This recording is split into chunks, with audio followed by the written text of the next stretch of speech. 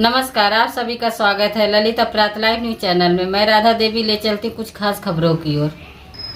गुजरात जिला सूरत शहर के सरोली पुलिस स्टेशन विस्तार में सानिया हेमाद गांव की प्रॉपर्टी मालिक नगर निगम के अधिकारियों से परेशान है। आरोप है कि अधिकारी उन्हें गलत तरीके से परेशान करके कंस्ट्रक्शन रोकने की कोशिश कर रहे हैं। सानिया हेमद इंडस्ट्रियल स्टेट के एक प्रॉपर्टी के मालिक अनिल भाई ने मीडिया से बात करते हुए कहा कि एसएमसी के द्वारा प्रॉपर्टी को सील मार दिया जाता है और यहां पर बिजनेस व्यापार करने वाले काफी दुखी है, पीड़ित है और उनकी समस्याओं को सुनने वाला कोई नहीं है। अनिल भाई ने कहा पूरा बिजनेस व्यापार ठप्प पड़ा हुआ है। संचा खाता पावजलूम पूरे इंडस्ट्रियल स्टेट में एक दो ही चालू है, जिसकी वजह से बैंक से जो लोन की ईएमआई आता है वह भरने में दिक्कत हो रही है। बैंक वाले भी दबाव दे रहे हैं और समय से रुपया नहीं दे पाने पर सील मार देते हैं। अभी 2-3 दिन पहले ही 2 सोसाइटियों में सील मार दिया है और इस पूरे इंडस्ट्रियल स्टेट एरिया में 5000 से अधिक पब्लिक का गुजारा होता है और वह सभी अपने काम धंधे को करते हुए अपने बच्चों का पालन पोषण कर रहे हैं। बार बार अधिकारियों के द्वारा आरटीआई करके प्रॉपर्टी को इनलीगल बता रहे हैं। कई प्रॉपर्टी को तोड़ दिए हैं और जो बच गई है उनमें सील मार दे रहे हैं। प्रॉपर्टी को गलत बताकर रूपों का डिमांड कर रहे हैं। सूरत महानगर पालिका के अधिकारी एवं कर्मचारी डिमांड पूरा नहीं कर पाने पर प्रॉपर्टी को तोड़ देते हैं या सील मार देते हैं, जिसकी वजह से काफी लोग परेशान होकर मीडिया से बात करते हुए अपनी समस्याओं को बताया है। रिपोर्टिंग से संपादक विंध्याचल ओझा, जिला विशेष रिपोर्टर कुलदीप तिवारी।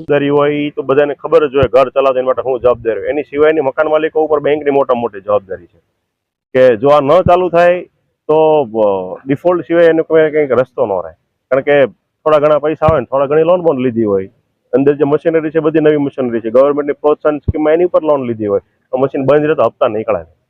सील मारवानुं शुं कारण होय? सील मारवानुं कारण मोटा मोटे एवुं छे के अमुक लोकोए आरटीआई करी અને જે કાંઈ એના ધારાધોરણમાં આવતા હોય એ ધારાધોરણ આરટીઆઈ કરી અને તોડપાણી કરવા માટે સીલ માર્યા હોય એવું લાગે છે।